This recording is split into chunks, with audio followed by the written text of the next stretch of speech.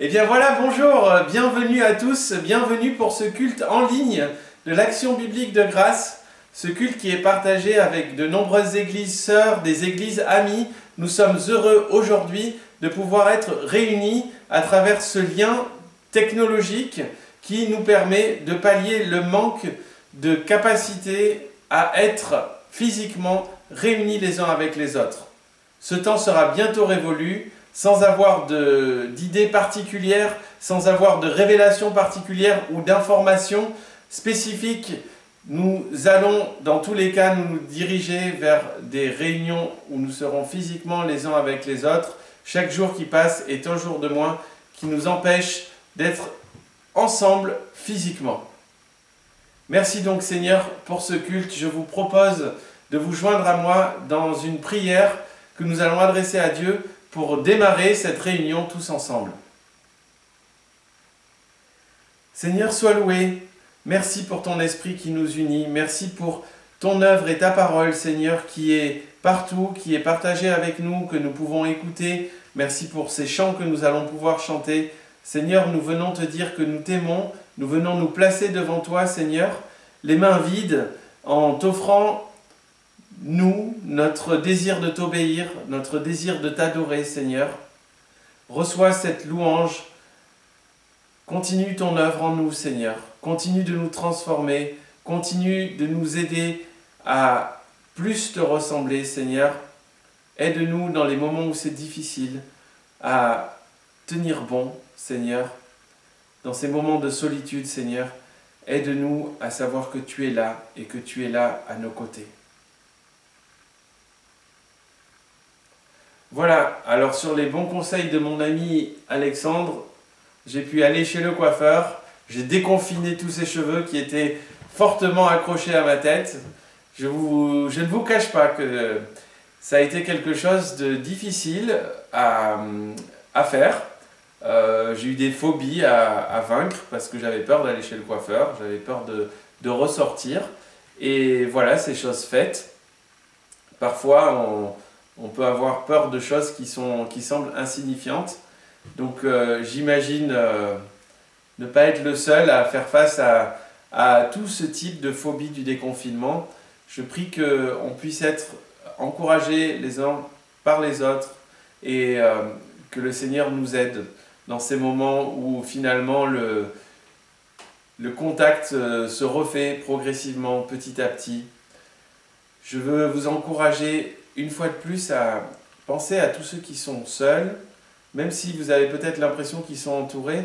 Des fois, prenez le temps d'envoyer un petit texto ou de passer un petit coup de fil, un petit mail ou n'importe quel autre moyen de communication afin de s'assurer qu'on soit tous bien et que s'il y a quelque chose qu'on puisse faire les uns pour les autres, on puisse être en mesure de le faire. Parce que c'est à l'amour que nous avons les uns pour les autres que le monde verra que nous sommes les disciples de Jésus. Et cet amour aujourd'hui se manifeste de manière très virtuelle, mais il peut quand même se manifester. Parfois un petit mot peut changer la journée d'une personne.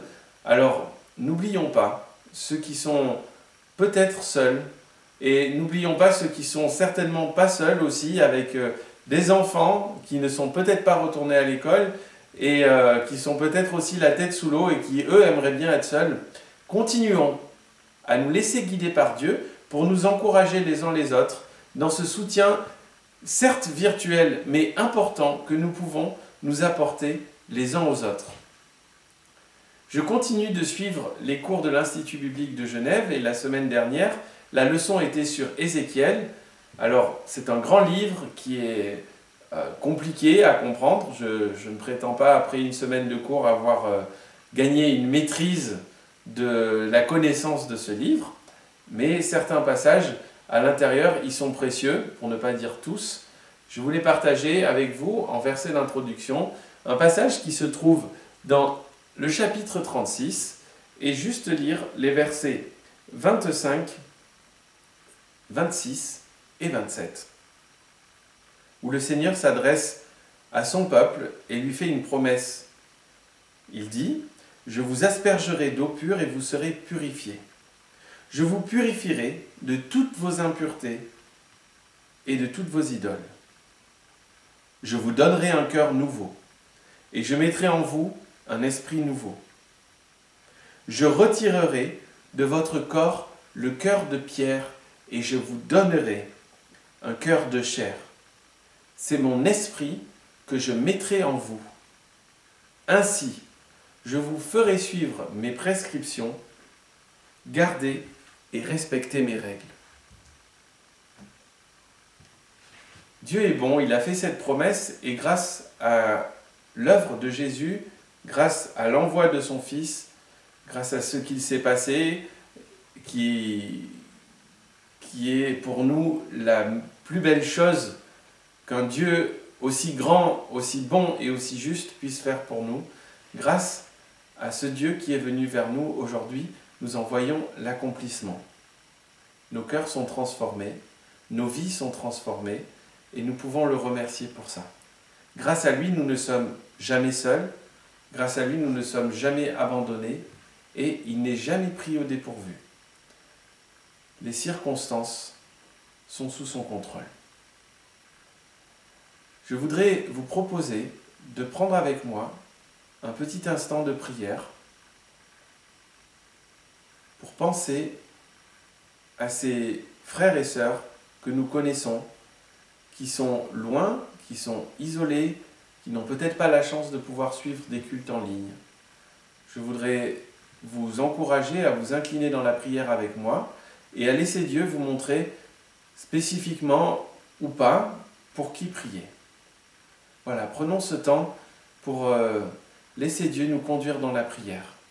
Vous verrez un bouton pause s'afficher à l'écran et vous pourrez ensuite appuyer sur le bouton pause de la vidéo et lorsque vous avez fini de prier, vous pourrez appuyer sur le bouton play. Voilà, prions ensemble.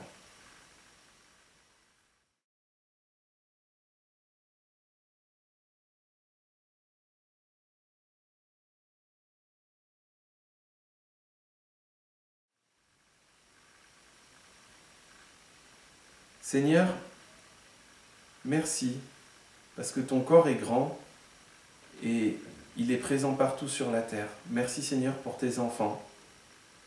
Je te prie pour nos pasteurs qui continuent d'exercer leur ministère dans des conditions difficiles. Je te prie pour tous ceux qui servent, pour tous ces ministères comme les librairies chrétiennes et tant d'autres qui souffrent des conséquences du confinement. Seigneur, je prie que tu sois toi-même un encouragement pour chacun d'eux, pour chacun d'entre nous. Seigneur, renouvelle nos forces, relève nos têtes et rappelle-nous que tu es Dieu et que tu règnes. Merci Seigneur pour les chants que nous allons chanter. Merci Seigneur pour l'enseignement que nous allons écouter. Merci Seigneur pour rendre tout cela possible. À toi soit la gloire. Amen.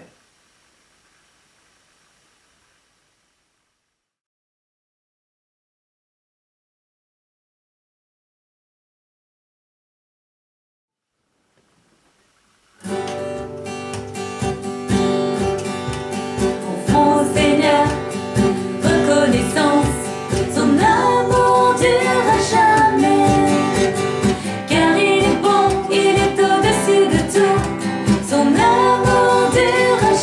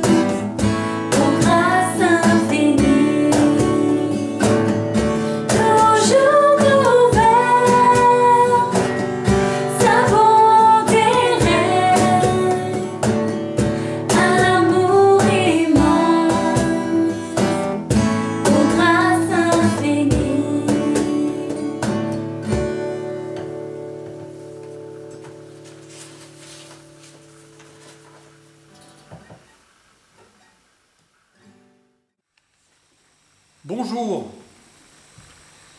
nous sommes aujourd'hui dimanche, un dimanche particulier dans l'année puisqu'il s'agit du dimanche de Pentecôte.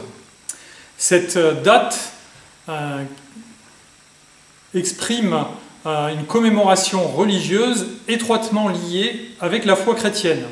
Nous allons avoir l'occasion de lire le texte, le récit de la Pentecôte, et c'est pour cela que, exceptionnellement, nous allons faire une parenthèse dans le suivi de la lecture de l'Épître aux Hébreux et que nous allons aujourd'hui prendre le temps de nous souvenir de cet événement extraordinaire qui s'est produit 50 jours après la Pâque, la mort et la résurrection de notre Seigneur Jésus, et qui a donné un formidable coup d'envoi à l'Église par la venue du Saint-Esprit qui a animé, qui a donné la dynamique de la proclamation de l'Évangile de Christ, il y a environ 2000 ans, parmi les premiers chrétiens. Alors je vous invite, pour nous souvenir de cet événement important, le commémorer ensemble, je vous invite à ouvrir vos Bibles tout d'abord dans la Genèse. Alors je comprends que ça vous surprenne peut-être, mais vous allez voir que, avant de lire le récit de Actes chapitre 2, nous allons lire quelques versets d'un passage qui se trouve dans ce qu'on appelle le récit des origines. Le récit des origines, ce sont les 11 premiers chapitres de la Genèse. À partir de Genèse 12, on attaque l'histoire des patriarches et le Seigneur nous raconte comment il a mis à part un peuple qui lui appartienne à travers Abraham, Isaac et les premiers ancêtres d'Israël. Mais les 11 premiers chapitres de la Genèse nous racontent les origines de l'univers, les origines de la terre, les origines de l'humanité, l'origine du mal également. Et ce chapitre 11, au début du chapitre 11, il y a un récit qui est célèbre même parmi les gens qui ne sont pas chrétiens, c'est le récit de la tour de Babel. Et vous allez voir qu'il y a un intérêt à mettre en vis-à-vis de la Pentecôte le récit de la tour de Babel. Je lis donc maintenant dans Genèse au chapitre 11 les 9 premiers versets de ce chapitre. Toute la terre avait une seule langue et les mêmes mots. Après avoir quitté l'Est, ils trouvèrent une plaine dans le pays de Shinéar et s'y installèrent. Ils se dirent l'un à l'autre, « Allons, faisons des briques et cuisons-les au feu. » La brique leur servit de pierre et le bitume de ciment.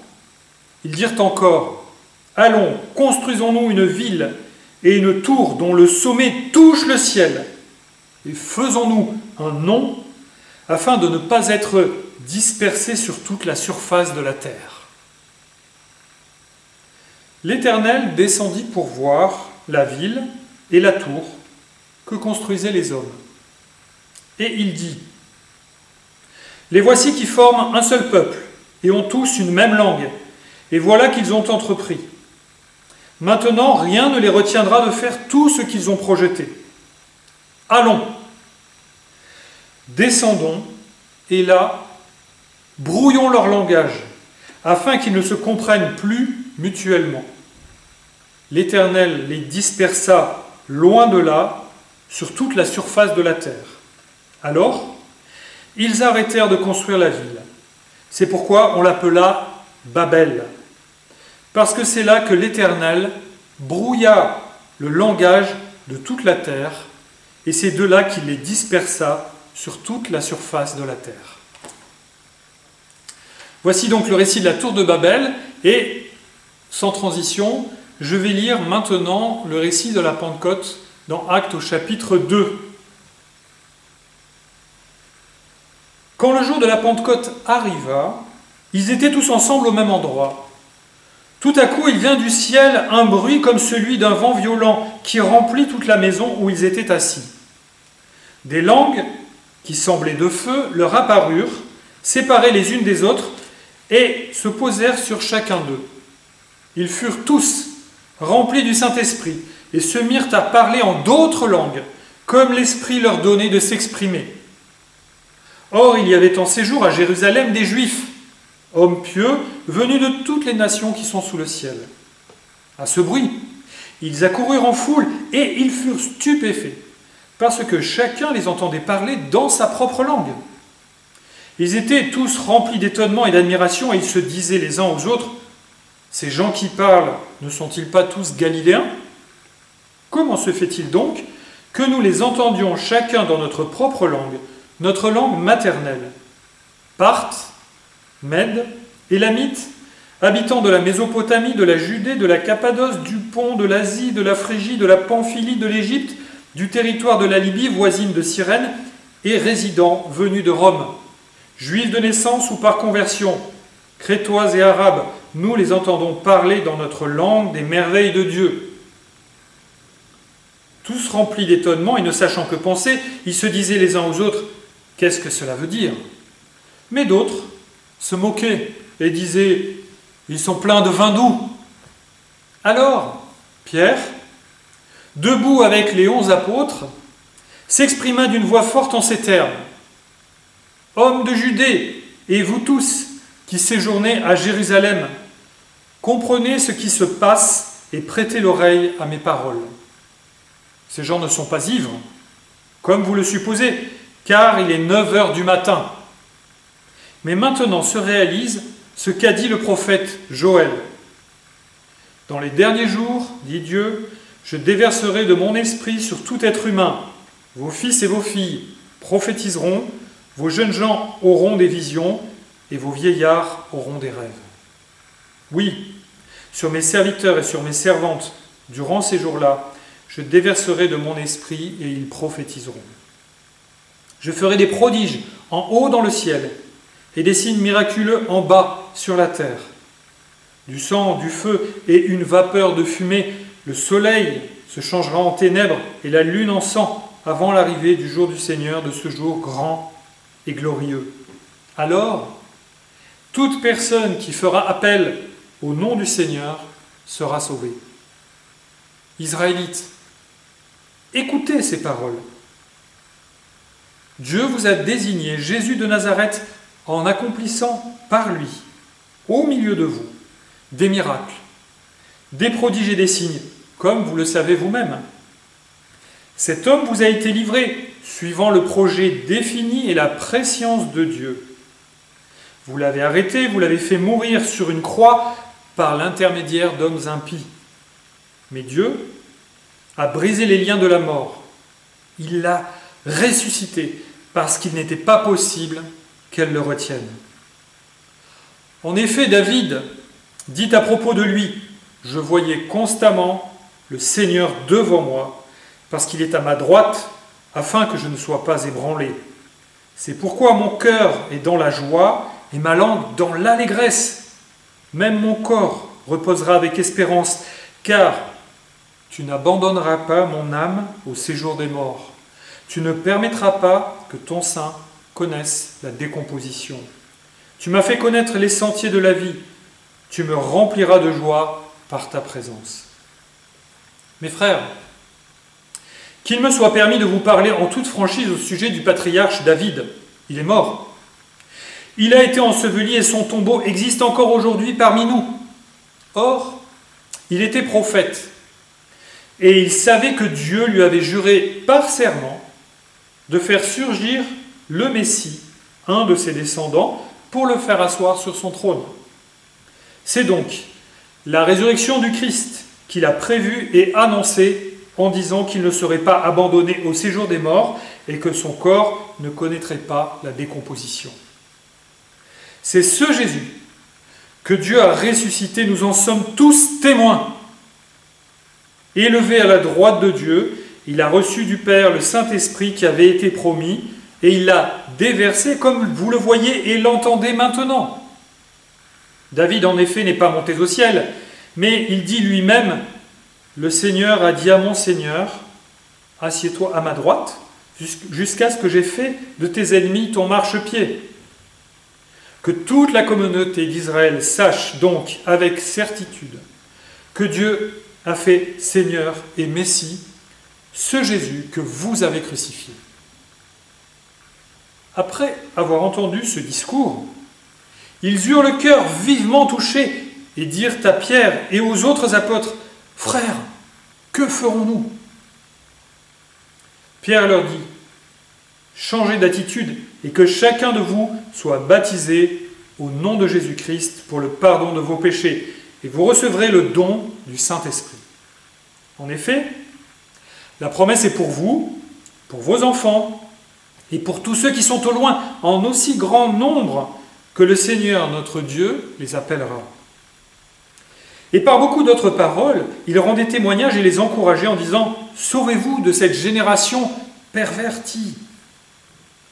Ceux qui acceptèrent sa parole furent donc baptisés, et ce jour-là, le nombre des disciples augmenta d'environ 3000 personnes. Ils persévéraient dans l'enseignement des apôtres, dans la communion fraternelle, dans la fraction du pain et dans les prières. La crainte s'emparait de chacun et il se faisait beaucoup de prodiges et de signes miraculeux par l'intermédiaire des apôtres. Tous ceux qui croyaient étaient ensemble et ils avaient tout en commun. Ils vendaient leurs propriétés et leurs biens et ils en partageaient le produit entre tous en fonction des besoins. Chaque jour, avec persévérance, ils se retrouvaient d'un commun accord au temple, ils rompaient le pain dans les maisons et ils prenaient leur nourriture avec joie et simplicité de cœur. Ils louaient Dieu et avaient la faveur de tout le peuple. Le Seigneur ajoutait chaque jour à l'Église ceux qui étaient sauvés. Jusqu'ici, la lecture de la parole de Dieu.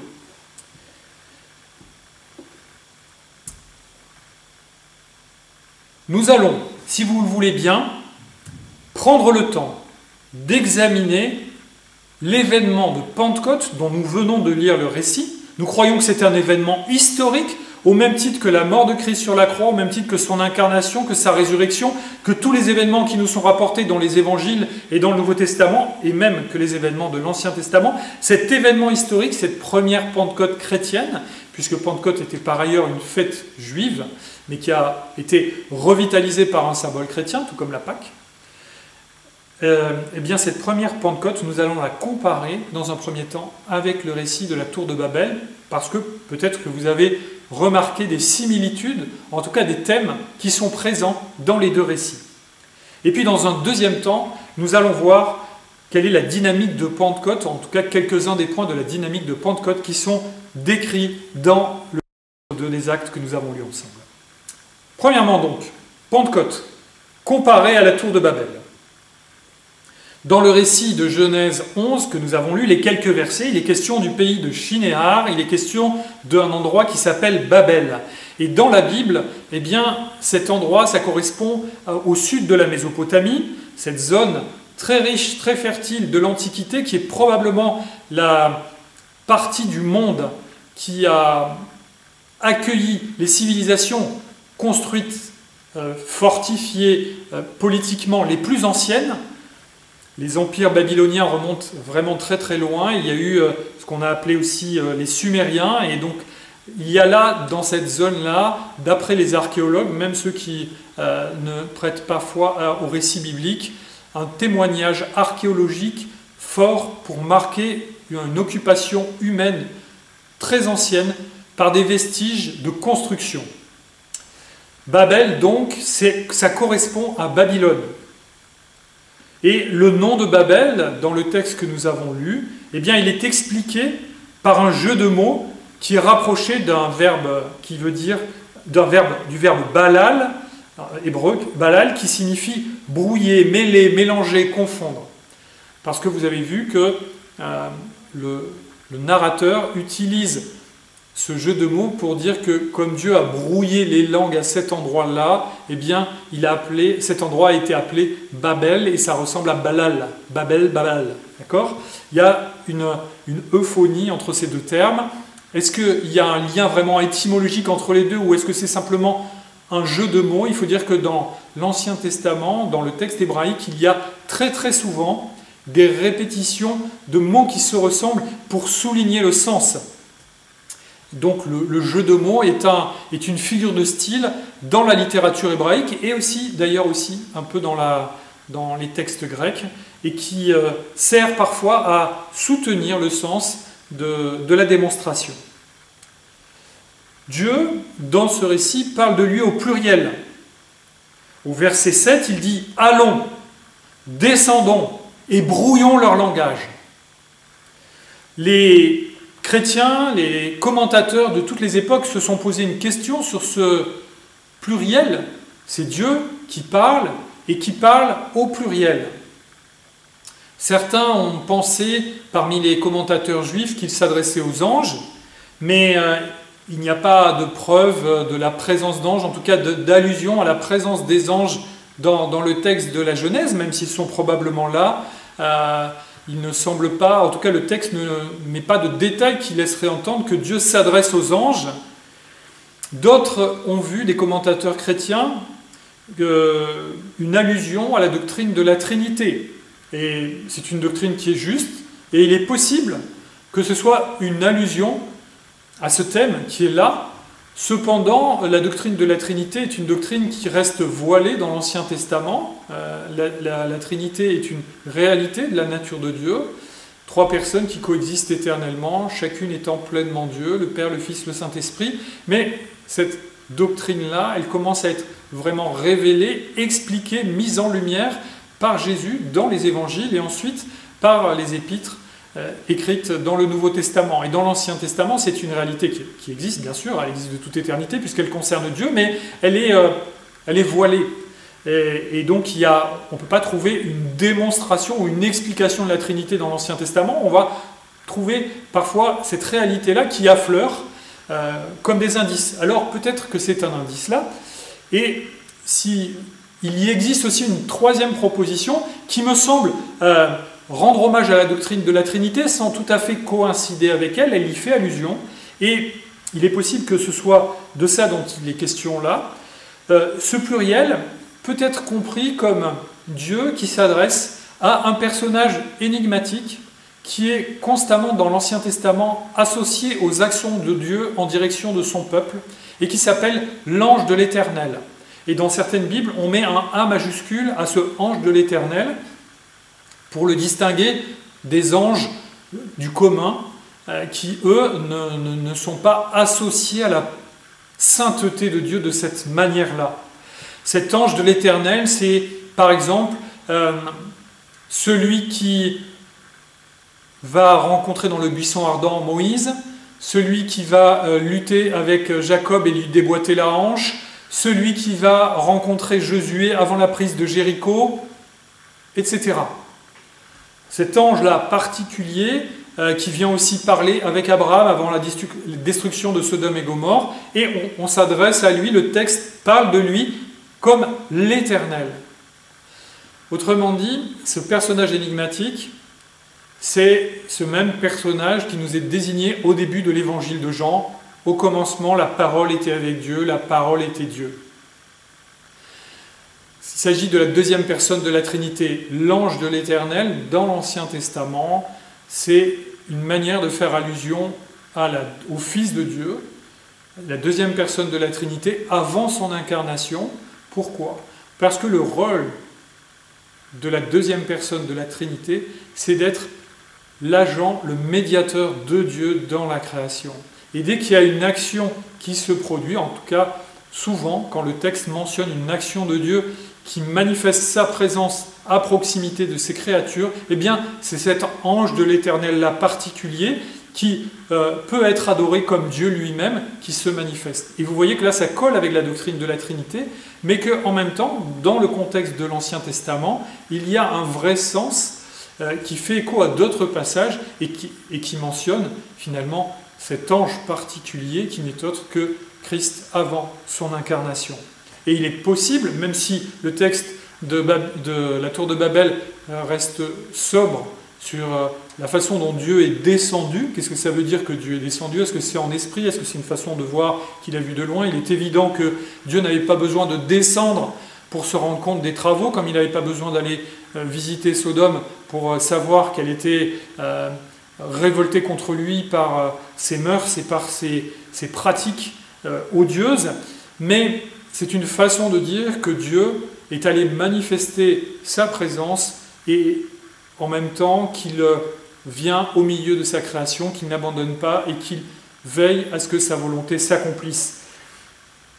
Peut-être que Dieu est descendu, que l'ange de l'Éternel est descendu sous une forme humaine, voire rencontrer l'humanité qui était à Babel. Le texte ne le dit pas, mais cette explication du pluriel, quand Dieu parle de lui-même, peut signifier que Dieu s'adresse à l'ange de l'Éternel et qu'il y a un dialogue entre finalement le Père et le Fils, qui sont donc les deux premières personnes de la Trinité. Voilà donc pour les explications du détail. Maintenant, je vous propose de voir ce qui est dit à propos de Babel et ce qu'on peut dire à propos de Pentecôte. Pentecôte, d'une certaine manière, c'est l'anti-Babel. À Babel, toute l'humanité, remplie d'orgueil, tente de s'élever jusqu'au ciel. Ils veulent se faire une grande ville, fortifiée, une tour qui monte. Et vous savez, ces sortes de pyramides, par empilement d'étages successifs concentriques de plus en plus petits, dont on a retrouvé de nombreux vestiges, justement dans la zone de Mésopotamie où se trouvait Babylone, donc où se trouvait Babel, et ce qu'on appelle des ziggourats, c'est-à-dire c'est des pyramides, mais contrairement aux pyramides égyptiennes dont les murs sont lisses, eh bien ce sont des pyramides par empilement successif, comme une sorte de grand escalier, ou comme si un enfant avait joué avec des cubes de plus en plus petits, sauf que là, il s'agit d'une tour immense. L'humanité s'est remplie d'orgueil. Elle veut toucher le ciel, symboliquement bien sûr, mais vous voyez que ça ne symbolise pas l'humilité quand on entreprend ce genre de construction. À cette époque, toute l'humanité ne parle qu'une seule langue. Et ce sont les descendants de Noé et de ses fils Et la mission que Dieu avait donnée aux hommes, à 2 reprises, impliquait le contraire de ce qu'ils sont en train de faire. Dieu avait déjà dit à Adam et Ève qu'ils devaient remplir la terre. Cela implique qu'ils se dispersent, non pas eux deux, mais leurs descendants. Et de même, au sortir de l'arche, en Genèse 9.1, Dieu répète ce commandement à Noé, à ses fils, à leurs épouses, remplissez la terre. Mais les gens de Babel ont résisté à cet ordre, et c'est souligné dans le verset 4. Faisons-nous un nom afin de ne pas être dispersés sur toute la surface de la terre. Autrement dit, les hommes de Babel, l'humanité à l'époque dit non, on ne veut pas obéir au commandement de Dieu, on veut rester ensemble, on veut être puissant. Et vous voyez là qui confirme le péché de leur ancêtre Adam, de notre ancêtre Adam. Ils veulent être Dieu pour eux-mêmes. Ils veulent toucher au ciel, ils veulent tirer leur gloire d'eux-mêmes, et ils veulent être forts par eux-mêmes et ne pas se soucier des commandements que Dieu leur a donnés. L'antagonisme entre Dieu et les hommes se confirme pour toute l'humanité.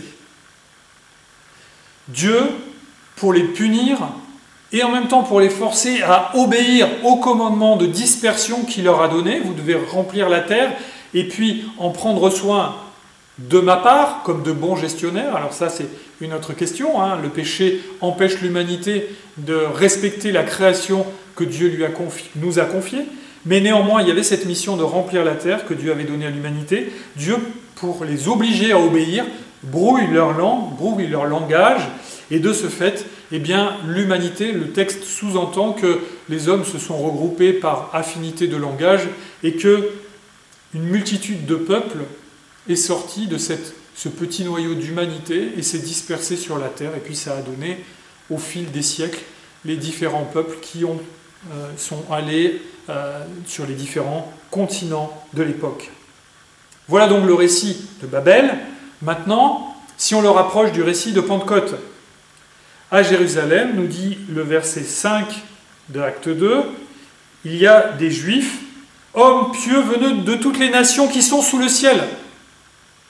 Là encore, il est question de toutes les nations. À Babel, il y avait une nation qui était l'humanité, et qui a été dispersée pour donner naissance à une multitude de peuples, de nations.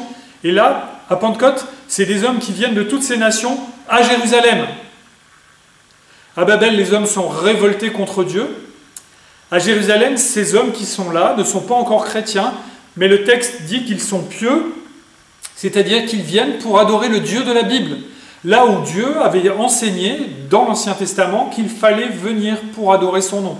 À Jérusalem, dans le temple. Ces hommes parlent une multitude de langues différentes. Ils ne parlent pas forcément l'hébreu, parce qu'il y a, à cette époque-là, depuis longtemps, des communautés juives qui ont été dispersées au fil de l'histoire. L'Ancien Testament nous en parle. Et finalement, parmi les descendants de ces communautés juives, ils sont restés fidèles, en tout cas certains, à la religion de leur père, mais ils ont perdu l'usage de telle sorte qu'on trouve on a retrouvé une traduction, où on a trace d'une traduction qui sert de référence à l'Ancien Testament, qui a été traduite en grec 2 siècles avant Jésus-Christ, pour que les Juifs puissent comprendre, parce que le grec était venu la langue de communication de tout l'Empire romain, un peu comme si aujourd'hui on voulait traduire un livre en anglais pour que toutes les nations de la terre le comprennent. Et pour que les communautés juives de l'époque, et aussi les gens qui n'étaient pas juifs et qui s'intéressaient éventuellement à la foi et à la culture juive, puissent accéder à ce texte. Autrement dit, il y avait à cette époque bien des juifs qui ne parlaient pas l'hébreu, et pourtant, le texte de la Pentecôte nous montre que les apôtres, qui sont des hommes d'origine modeste, il n'y a pas d'universitaire à ce moment-là chez eux, l'apôtre Paul va venir ensuite, mais pour l'instant, ce sont des hommes d'origine relativement modeste, eh bien, ils se mettent à parler miraculeusement dans toutes les langues que ces hommes comprennent, qui sont leur langue maternelle, la langue du pays d'où ils viennent. L'antagonisme au moment de Pentecôte entre Dieu et les hommes est résolu. Et il peut être résolu par cet événement de la Pentecôte parce que Jésus-Christ a accompli tout ce que Dieu avait commandé. La réconciliation entre Dieu et les hommes peut réellement avoir lieu parce que, comme l'a crié Jésus-Christ sur la croix, Tout est accompli. Maintenant, Pentecôte, c'est la mise en œuvre de l'Évangile qui est rendue possible parce que le Messie de Dieu a accompli la volonté de Dieu. La communion avec Dieu est possible, donc aussi la communion entre les hommes de différents peuples, d'une façon particulière, à travers la foi en Jésus-Christ, à qui la bonne nouvelle de Christ est prêchée pour qu'ils forment l'Église, un seul peuple. Conformément à ce que Jésus avait ordonné à ses disciples, à la fin de l'évangile de Matthieu, faites de toutes les nations des disciples. Et il répète d'ailleurs au début de Actes ce commandement que ses disciples devaient être des témoins jusqu'aux extrémités de la terre. Ça impliquait qu'il y aurait des disciples qui viendraient de tous les pays jusqu'aux extrémités de la terre. Vous voyez donc qu'il y a le mouvement inverse de Babel à Pentecôte. Il y avait des hommes infidèles qui ont été dispersés, ça donnait toutes les langues, toutes les cultures, qui exprimaient un antagonisme non seulement entre les hommes, mais vis-à-vis du Créateur. Et là, parce que le Messie a accompli le plan de Dieu, eh bien Dieu va, à travers son peuple, réunir une humanité, des représentants de toute l'humanité, des chrétiens qui vont venir de tous les pays du monde et qui vont parler, si vous me permettez cette expression, la langue de la foi. Ça ne veut pas dire que si je parle avec un Allemand en français, il va me comprendre, mais lorsque nous parlons de Christ, avec un chrétien que nous ne connaissions pas, eh bien, une fois qu'on s'est identifié, je ne sais pas si ça vous est déjà arrivé, quand on parle avec des chrétiens dont on découvre la foi, qu'on ne fréquente pas forcément dans notre église locale, on est rapidement en communion avec eux et on a une communion, une proximité qu'on n'a pas avec d'autres personnes. Parce que il y a le langage de l'évangile, il y a la foi, l'œuvre de Dieu accomplie en Jésus-Christ et il y a aussi l'œuvre du Saint-Esprit en nous.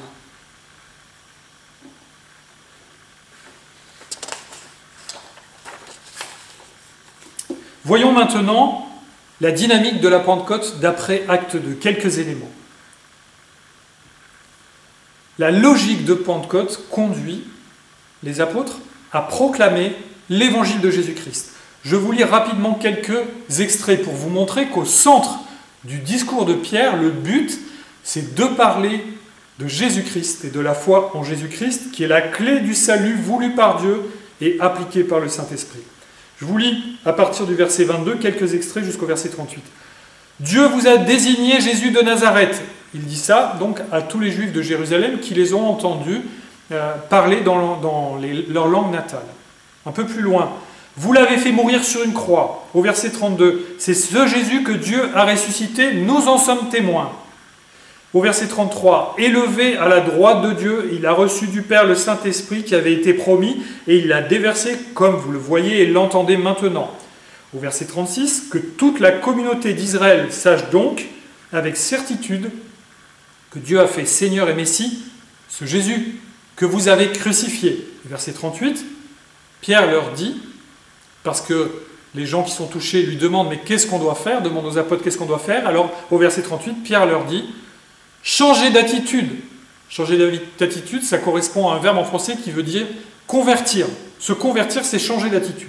Changer d'attitude et que chacun de vous soit baptisé au nom de Jésus-Christ pour le pardon de vos péchés. Et vous recevrez le don du Saint-Esprit. Vous voyez là, en quelques versets, une synthèse de l'Évangile. Le cœur de ce qui va être expliqué dans tout le Nouveau Testament. C'est l'œuvre du Dieu trinitaire. Le Père a envoyé le Fils, il est présent dans ce texte en permanence. Dieu vous a désigné Jésus-Christ, élevé à la droite de Dieu, Dieu a fait Seigneur et Messie ce Jésus que vous avez crucifié, etc. Le Père élevé à la droite de Dieu, il a reçu du Père le Saint-Esprit, donc le Père est présent. Le Fils est présent évidemment, puisque c'est lui qui accomplit tout cela et qui rend le salut possible. C'est lui qui est au centre de cet évangile, c'est la personne qui fait le trait d'union, la médiation entre Dieu et les hommes. Et puis il y a le Saint-Esprit qui est envoyé par le Père et le Fils et qui nous applique, qui applique aux enfants de Dieu le salut gagné par Christ et voulu par le Père pour sauver ses enfants, pour sauver les chrétiens que nous sommes, que vous êtes, j'espère. Qui est Jésus-Christ pour vous? Est-ce que le Saint-Esprit a touché votre cœur? Est-ce qu'il vous a convaincu que vous êtes pécheur? Est-ce qu'il vous a conduit à vous repentir de vos fautes, à demander pardon à Dieu pour vos péchés, à crier à lui pour qu'il vous délivre et vous sauve en vertu du sang de Christ qui a coulé à la croix? Si cela est une réalité, alors vous êtes nés de nouveau. Le Saint-Esprit vous a ressuscité, vous a donné cette vie éternelle. La Bible dit que Dieu nous a scellés par le sceau du Saint-Esprit dans la perspective de la résurrection de notre corps. Et c'est le Saint-Esprit qui nous applique ce salut que Jésus a accompli et que le Père a voulu. Vous voyez donc que la Pentecôte, c'est la dernière grande étape qui est exprimée de cette dynamique du salut. Ça ne veut pas dire qu'avant, il n'y avait pas des gens qui étaient sauvés.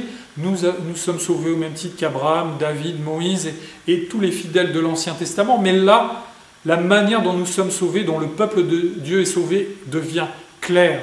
Nous voyons comment Dieu agit.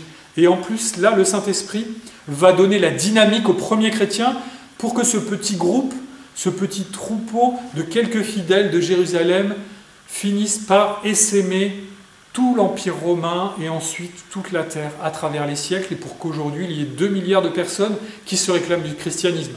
Je ne dis pas que ces 2 milliards de personnes sont des chrétiens fidèles au sens où la Bible en parle, mais ce que je veux dire, c'est que le message a bien été répandu pour qu'il soit connu jusqu'aux extrémités de la terre, même s'il y a encore des peuples où il est difficile d'entendre cet évangile, et c'est pourquoi nous soutenons des sociétés missionnaires pour que ce travail ait lieu, se poursuive fidèlement dans la continuité de Pentecôte, conformément à ce que le Seigneur nous a demandé. On ne peut pas parler de Pentecôte sans parler du parler en langue.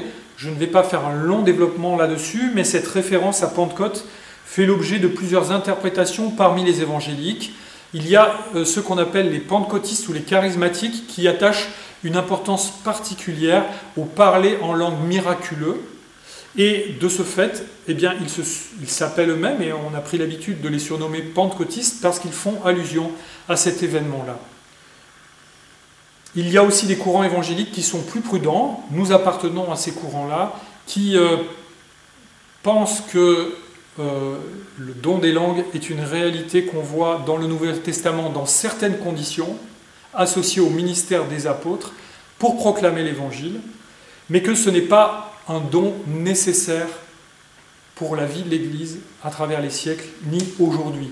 Pas dire qu'il n'existe plus, veut dire qu'il n'est pas nécessaire dans les conditions où nous sommes, parce que nous avons l'intégralité de la révélation de Dieu, nous avons tout le Nouveau Testament, et nous n'avons pas besoin d'un miracle de don de langue pour voir une attestation miraculeuse que le message qui est proclamé vient de la part de Dieu. Alors qu'à l'époque, durant le 1er siècle, personne n'a le Nouveau Testament. La Pentecôte marque le début de la vie de l'Église de Christ, après qu'il a tout accompli. Le don des langues que les apôtres se mettent à parler miraculeusement pour proclamer, animés par le Saint-Esprit, l'Évangile de Jésus-Christ, c'est le contraire de Babel. Des humains de toutes les nations sont appelés à faire partie du peuple de Dieu, et pas seulement des gens d'origine juive, contrairement à ce que croyaient les pharisiens, et même une partie des chrétiens. Une partie des premiers chrétiens d'origine juive pensaient que le salut offert gratuitement, donné, appliqué par le Saint-Esprit, accompli par Christ, ordonné par le Père pour ses enfants, eh bien, que ce salut-là était réservé à des gens d'origine juive. Jésus est souvent confronté à eux, il leur dit que c'est faux, et qu'il va y avoir des gens qui vont venir des extrémités de la terre et qui seront au ciel avec les patriarches, alors qu'il y aura des fils du royaume qui vont être jetés dehors. Et d'ailleurs, les Juifs lui en veulent beaucoup pour cela, de dire ce genre de choses. Mais c'est une réalité, et nous voyons maintenant cette réalité, mais à l'époque, elle n'était pas évidente, même pour les premiers chrétiens. Et donc, comme l'explique Paul dans la première lettre aux Corinthiens, au chapitre 14, ce don des langues a été donné pour démontrer aux incrédules du peuple d'Israël que des gens de toutes les langues vont former le peuple de Dieu, et pas seulement des gens d'origine juive. Paul explique aux Corinthiens ceci, je vous lis le passage qui est dans 1 Corinthiens 14, « Il est écrit dans la loi », donc là il fait une citation d'Ésaïe, « C'est par des hommes d'une autre langue et par des lèvres étrangères que je parlerai à ce peuple. » C'est Dieu qui parle à propos d'Israël. « Et même ainsi, ils ne m'écouteront pas, dit le Seigneur. Par conséquent, ça c'est Paul qui commente dans 1 Corinthiens 14, les langues sont un signe non pour les croyants, mais pour les non-croyants. Vous voyez que dans 1 Corinthiens 14, le seul passage de toutes les lettres du Nouveau Testament qui parle du parler en langue. Dans aucun autre endroit du Nouveau Testament, parmi les lettres, les épîtres, on ne parle du parler en langue. Il n'y a que dans 1 Corinthiens qu'on parle du parler en langue. Et les Corinthiens faisaient n'importe quoi avec le parler en langue. Donc Paul n'est pas en train de leur dire parler en langue, mais il est plutôt en train de leur dire arrêtez de faire n'importe quoi. Et il leur explique le sens du parler en langue. Le sens du parler en langue, c'est un signe prophétique pour montrer aux Juifs qui se croient justes aux yeux de Dieu parce qu'ils sont descendants d'Abraham, qu'ils doivent se mettre en règle avec Dieu, qu'ils doivent se repentir de leurs fautes, qu'ils doivent s'humilier et reconnaître le Messie que Dieu a envoyé, sinon ils seront jetés dehors, alors que Dieu a prévu de sauver des hommes de toutes les langues, de toutes les nations et de tous les peuples. C'est ce symbole, c'est ce signe qui manifeste la volonté de Dieu, le don du parler en langue à Pentecôte. 4 piliers de la vie d'Église maintenant, et je conclus. Dans le récit des Actes, au verset 42, il est dit que ceux qui acceptèrent sa parole furent donc baptisés, et ce jour-là, le nombre des disciples augmenta d'environ 3000 personnes. Et voilà ce qu'ils faisaient. Ils persévéraient dans l'enseignement des apôtres, dans la communion fraternelle, dans la fraction du pain et dans les prières. Nous avons là 4 piliers de la vie de l'Église primitive, qui sont encore au centre, qui devraient encore être au centre de la vie de nos églises au XXIe siècle. L'enseignement des apôtres souligne quelque chose qui était cher aux protestants, aux réformateurs et normalement à tous les évangéliques, la centralité de l'étude de la parole de Dieu, qui est une nécessité vitale pour le chrétien et pour l'Église. Quelle place a l'étude de la Bible dans votre vie? Je vous encourage à réfléchir et à développer cette étude, cette lecture, cette méditation par les différents moyens qui sont à votre portée. Et si vous ne savez pas comment faire, n'hésitez pas à me demander, c'est fondamental. Et c'est la raison aussi pour laquelle, dans nos cultes, la place d'honneur est réservée à la prédication de la parole de Dieu, cet enseignement des apôtres, témoins de Jésus-Christ, qui nous explique ce que Christ a accompli. Deuxièmement, la communion fraternelle, le fameux « aimez-vous les uns les autres », preuve que nous sommes disciples de Jésus-Christ. Travaillons à cette communion fraternelle. Je sais bien que là, avec le confinement, c'est plus compliqué. On peut se témoigner de l'affection par les moyens numériques, mais on ne peut pas encore tous se serrer dans les bras. Je ne sais pas quand le Seigneur permettra que nous nous réunissions à nouveau pour un culte en commun. Je me réjouis de cette perspective.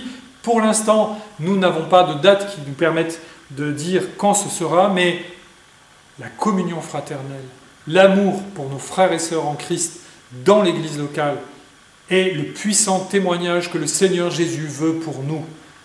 Prions pour aimer nos frères et sœurs dans l'Église et montrons-leur que nous les aimons à travers les épreuves comme à travers les bons moments.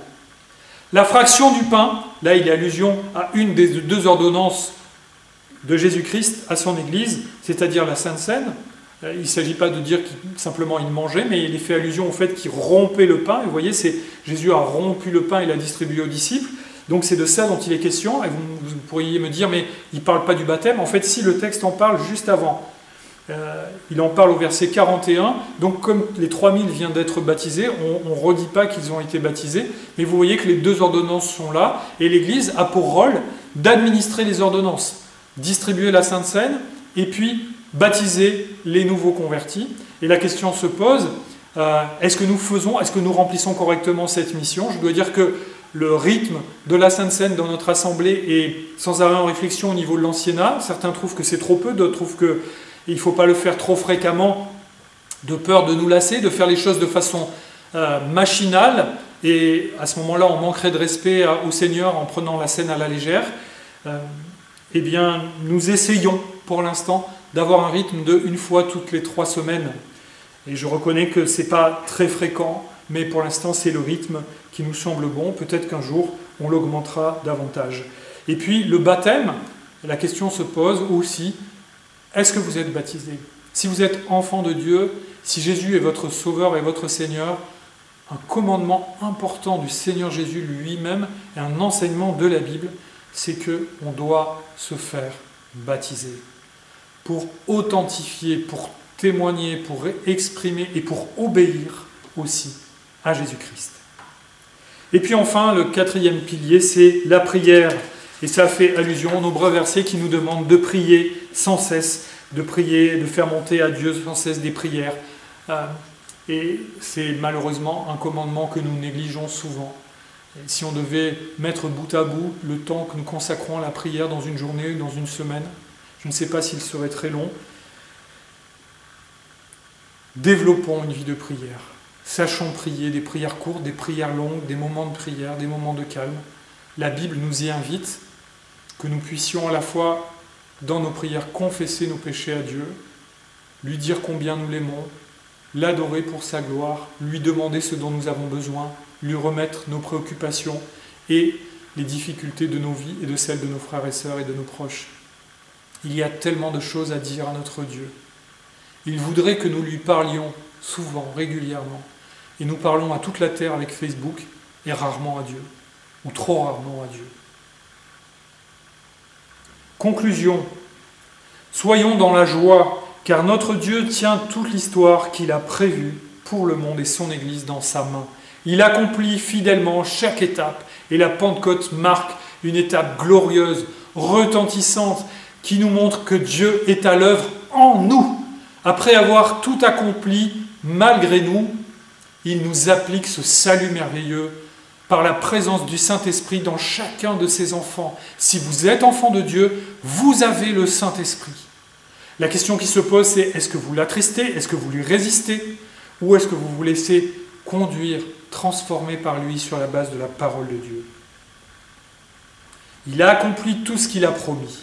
Et il nous donne le Saint-Esprit pour nous attacher à Christ et nous faire grandir dans la foi. Persévérons dans la vie de l'Église où il nous appelle en étant des témoins fidèles. Prière. Notre Dieu, notre Père, merci pour ton Fils Jésus qui a tout accompli.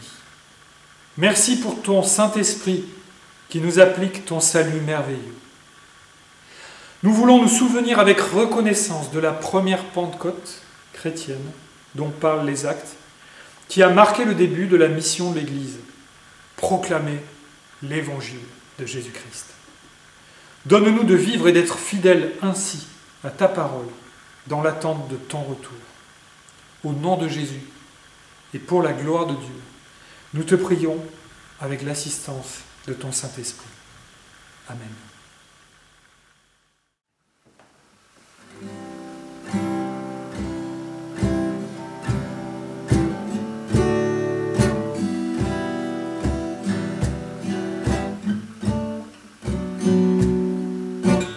Cette maison est ta maison.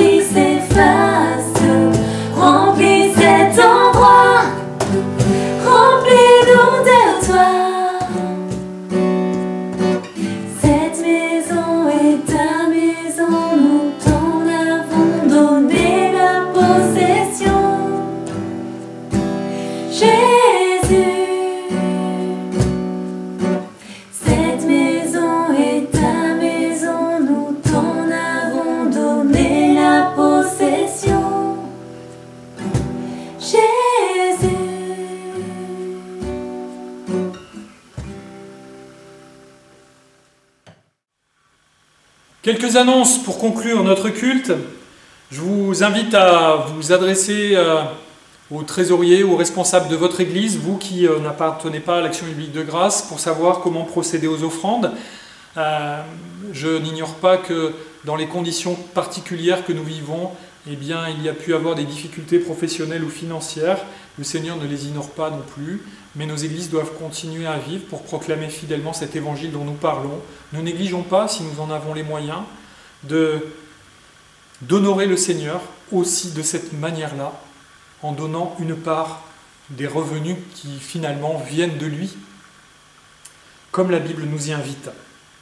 Quelques annonces concernant l'Action biblique de grâce, et que le Seigneur vous bénisse, vous qui êtes d'une notre assemblée, frères et sœurs, qui nous rejoignez à travers la vidéo diffusée ce matin.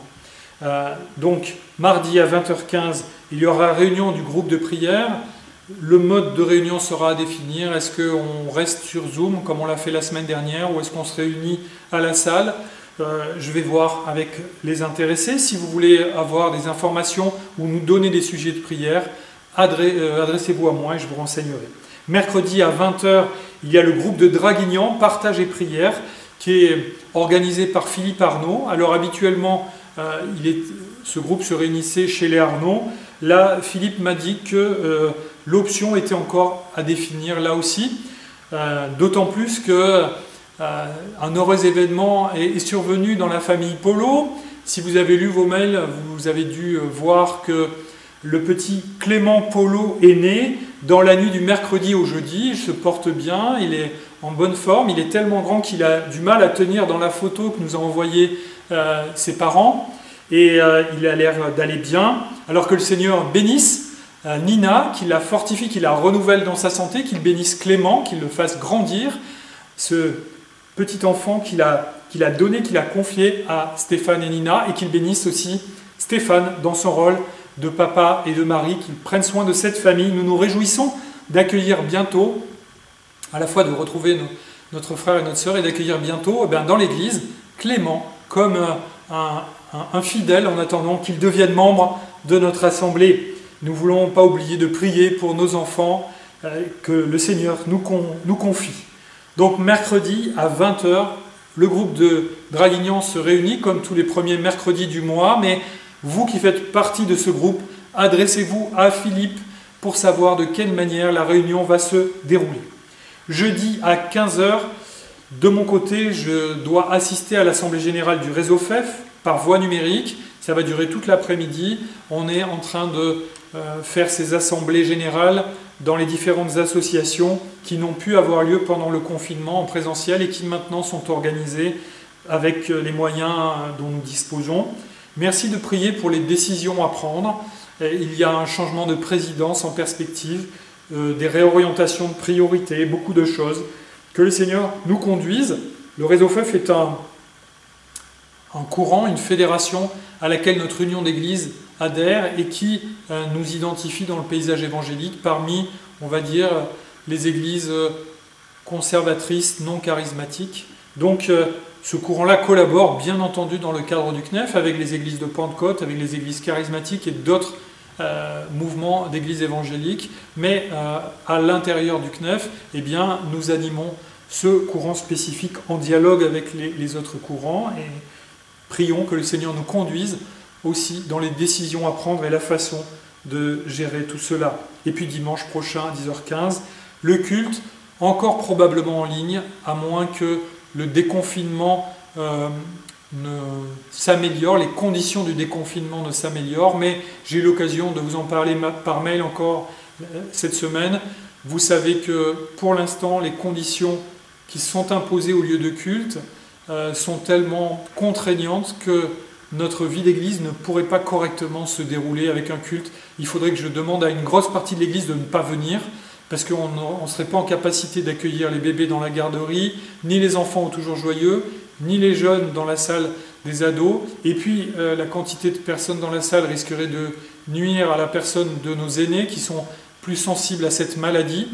La question se poserait aussi comment chanter sans postillonner, puisqu'on est censé se tenir à 1 mètre de distance de n'importe qui dans la salle, mais si je chante avec foi, Mes postillons risquent d'être projetés bien au-delà des 1 mètre de conditions de sécurité. Donc pour l'instant, il ne nous semble pas possible et réaliste de reprendre les cultes en présentiel. Nous espérons que l'épidémie va continuer de se résorber en France et que les conditions vont s'assouplir pour nous permettre, tout en maintenant des gestes de prudence élémentaires, ce qu'on appelle les gestes barrières, de nous réunir dans des conditions moins contraignantes. Nous l'espérons, soit dans le courant de l'été, soit peut-être avant fin juin, si les conditions sont vraiment bonnes. On vous tiendra informés. Merci de prier pour nos frères et sœurs qui sont éprouvés dans leur santé. On prie en particulier pour Carole Levasseur qui suit ce traitement très intensif. Le matin, elle prend une chimiothérapie à domicile et l'après-midi, en semaine, elle descend en ambulance à l'hôpital Pasteur de Nice pour suivre une radiothérapie. C'est un traitement très fatigant, très très fatigant. Prions pour notre sœur, prions pour son mari Pierre, pour Déborah, Benjamin et David, que le Seigneur les bénisse, qu'à travers cette épreuve qu'il a envoyée dans leur vie, ils sentent sa présence et qu'il nous donne, nous, en tant que frères et sœurs en Christ, de manifester, de continuer de manifester cette affection fraternelle dont nous avons parlé ce matin. Ils sont reconnaissants, Carole comme Pierre me disent régulièrement qu'ils sont reconnaissants de se sentir entourés de l'affection des frères et sœurs de l'Église. Persévérons, ils ont besoin de notre soutien et que le Seigneur leur donne de vivre chaque jour en étant dans la paix et en sentant sa présence dans leur vie, à leur côté. Qu'il bénisse cette famille dans cette épreuve et qu'il les délivre de l'épreuve. Nous voulons prier avec foi en sachant que le Seigneur peut faire au-delà de ce que les médecins prévoient, quel que soit ce que prévoient les médecins. Et voilà, ce culte est terminé. Merci d'être resté avec nous, merci de l'avoir suivi. Vous êtes nombreux à le suivre chaque semaine. Nous apprécions les commentaires que vous postez, nous apprécions les encouragements que vous envoyez. Ils sont précieux parce que parfois on se demande si c'est utile, parfois on se demande si ça en vaut la peine, mais on est encouragé à le faire à la fois par le Seigneur et puis les confirmations qui viennent de tous ces messages chaleureux d'encouragement nous encouragent à continuer, à persévérer, à poursuivre avec assiduité. Alors vous avez toujours la possibilité de retrouver la playlist avec tous les cultes que nous avons mis en ligne en cliquant juste ici. Et puis, pour plus de facilité, vous pouvez également cliquer à cet endroit-là pour voir la vidéo du culte de la semaine dernière. Et au milieu, vous pouvez vous abonner à la chaîne sur laquelle vous retrouverez toutes les vidéos d'enseignement sur l'Épître aux Hébreux principalement, avec les prédications de Frédéric, d'Alexandre et de moi-même à date. Voilà, n'hésitez pas à cliquer sur ces liens. Merci d'avoir été avec nous, que l'Éternel vous bénisse, qu'il fasse briller sur vous sa face, que sa grâce soit abondante dans vos vies. Je vous souhaite un excellent dimanche et une excellente semaine. Que Dieu vous bénisse, il vous aime et nous aussi.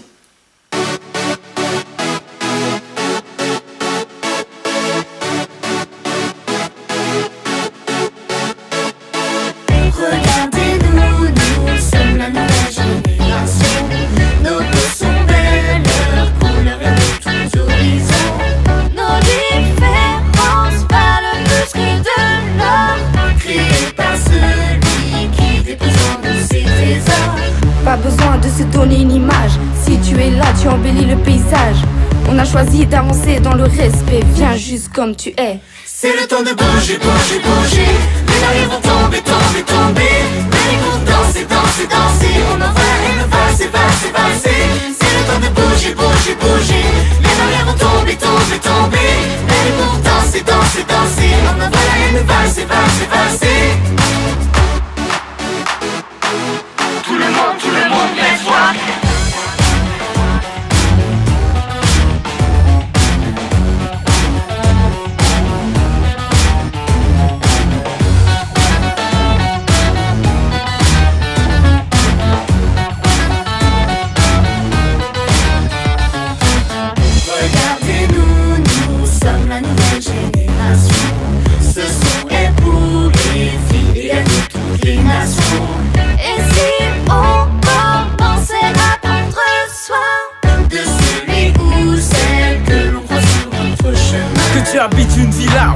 deuxième du bloc, on s'en moque, viens là, tous ensemble on rock sur toute la terre. Y'en a pas de comme toi, tu es rare comme un iceberg dans le Sahara. C'est le temps de bouger, bouger, bouger. Les barrières vont tomber, tomber, tomber. Venez pour danser, danser, danser. On envoie une valse, valse, valser. C'est le temps de bouger, bouger, bouger. Les barrières vont tomber, tomber, tomber. Venez pour danser, danser, danser. On envoie une valse, valse, valser. Dans l'obscurité de ce monde, on va faire avancer la lumière, avancer la lumière. Dans l'obscurité de ce monde, on va faire avancer la lumière, avancer la lumière. Dans l'obscurité de ce monde, on va faire avancer la lumière, avancer la lumière. Dans l'obscurité de ce monde, on va faire avancer la lumière. C'est le temps de bouger, bouger, bouger.